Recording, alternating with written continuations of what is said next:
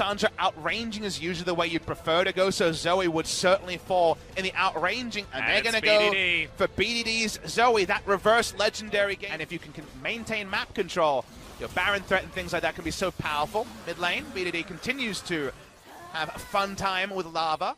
He's just trying to catch up in the minions, trying to clear out this mid lane, and there's nothing he can really do about it. Yes, he's now brought it within 9, but it is going to be... Smeb continues to back away. Sungyun's now mid lane. Oh, That's a trouble bubble. That was one hell of a snipe as he gets stunned up. There's the grand entrance. This is a CG train, and now we've got some damage as Zenit grabs first blood.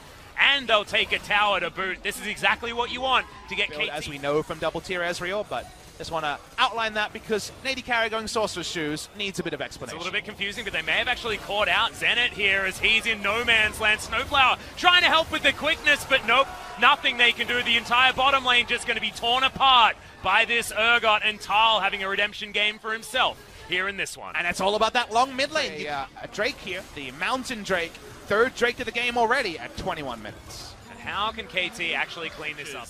In the Kesper Cup and then have a woeful LCK, they can bounce back and they can make things change, as Score is about to be possibly able to figure that one out as Tal jumping in towards the backside of this fight, as well as the Devour on top of the Piggy, and Key says that was some delicious Samgyeopsal to start this one off.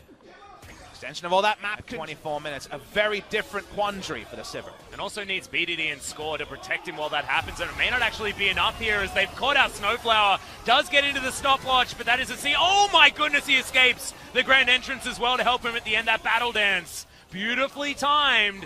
Hanwha can't grab the kill, but they do have all of the priority. KT want to find more as Snowflower goes back to the base. Zenit down to half health now, but still some lower health bars on Hanwha Life. That's the double snare to come in. His Score has a stopwatch. Smeb jumps himself all the way out, doesn't go for the stun, just wants to get rid of them. Takes them on a merry chase. I don't know whether that's exactly what they wanted as the ult misses from Score. Not something that we're used to seeing. And Smeb does pay the ultimate price in the end. That was a very weird team fight, Papa Smithy, but still, it's Hanwha Life. Around Zenit getting more items. That's what you're trying to do in this particular case, so you will outnumber wherever you go. Yeah, we do have the control ward in there, so the steal is certainly available. 2-level lead for the enemy jungle, but here's the turn. Lava jumps on forward, but they are going to turn off this Baron. Snowflower trying to dance his way up, but Tal right into the backline. Can he actually get the Phoebe on death? Snowflower just going to try and juke his way around, and so far doing a great job, but no, there it is. Arms it, gets a couple of fears as well. It's the only kill they've taken so far as Smeb will be the second. KT Rolster lose 2, and Hanwha Life now have an opportunity to head towards a Baron after they get some health bars back. Shielded, but otherwise eaten by the rest of KT. Now too low to defend this easy Baron for Hanwha Life Esports. Can do at this present point. The Baron makes it so difficult for even Sivir to wave clear. Here's Sungyun in the mid lane.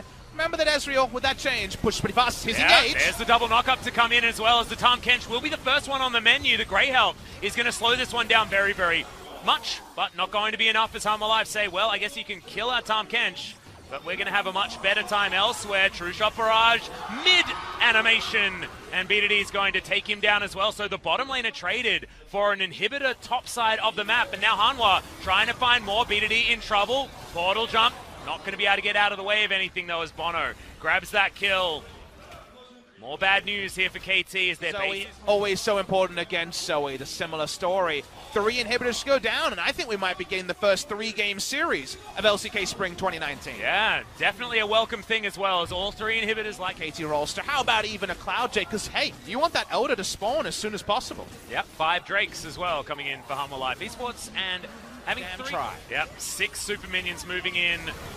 Every wave as well as KT standing under their Nexus turrets, but they're not going to be there for very long as even Lava's auto attacks are ridiculous. He dives his way forward. The health bars of the KT Rolster team are just disintegrating. Score going to go down first. Smeb has his Gargoyle Stone Plate, but it doesn't feel like it's doing anything right now, and Zenit going to be the second to go down. KT, the fountain is no longer safe, and they'll be wiped, and their Nexus very soon to follow. And big ups to Hanwha Live, showing us that just a mental reset and another solid draft was all they needed to flip our expectations in this best of 3. We will be going the full 3 games. Hanwha Live are able, with no roster changes,